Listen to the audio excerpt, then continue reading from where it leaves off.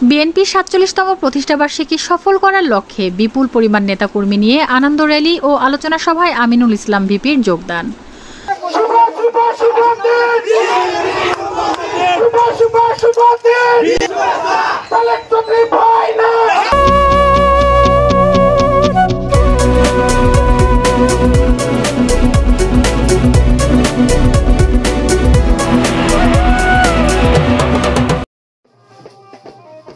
আসসালামু আলাইকুম। এডিপি বাংলা সংবাদের সবাইকে স্বাগত জানাচ্ছি আমি ঐশী ইসরাত কাজল।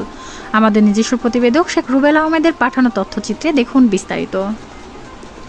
সারা দেশের ন্যায় নওগাঁ নিয়ামতপুর কেন্দ্র ঘোষিত কর্মসূচির অংশ হিসাবে নিয়ামতপুর উপজেলা বিএনপির ৪৭তম প্রতিষ্ঠা বার্ষিকী সফল করার লক্ষ্যে মোটরসাইকেল শোডাউন নিয়ামতপুর ৩ মাথার মোড় থেকে বিপুল পরিমাণ নেতাকর্মী নিয়ে নওগাঁ ১ আসনের সাবেক সংসদ সদস্য খালেক চৌধুরী শোডাউন ও আলোচনা সভায় যোগদান। ৩ সেপ্টেম্বর বুধবার নওগাঁ ১ উপজেলার ১ নং হাজিনগর ইউনিয়ন থেকে কয়েকশো নেতাকর্মীর সাথে নিয়ে মোটরসাইকেল শোডাউন শুরু করেন। পরে উপজেলা ৩ মাথার মোড় থেকে একটি আনন্দ র্যালি করে ডাক্তার সালেক চৌধুরীর আলোচনা সভায় যোগদান করেন। সাবেক চেয়ারম্যান ও নিয়ামতপুর উপজেলা বিএনপির সহসভাপতি সাফাহার সরকারি কলেজের সাবেক ভিপি আমিনুল ইসলাম।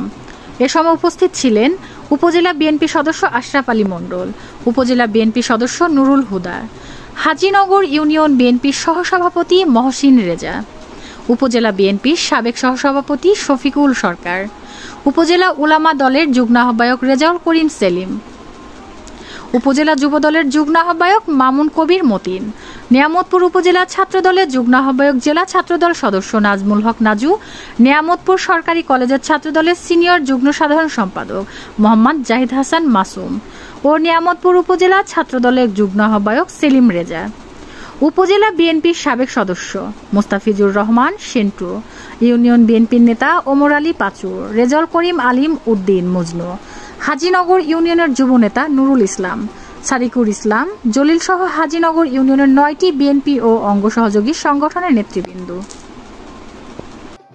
সংগ্রামী ভাই বোনেরা, আমি একটা কথা বলতে চাই, এই বিএনপির প্রতিষ্ঠাতা শহীদ প্রেসিডেন্ট জিয়াউর রহমান স্বাধীনতার মহান ঘোষক, গণতন্ত্রের প্রবক্তা, তার যোগ্য নেত্রী, ৩বারের নেত্রী, আপসী নেত্রী বেগম খালেদা জিয়া গণতন্ত্রের মা, ঠিক কিনা?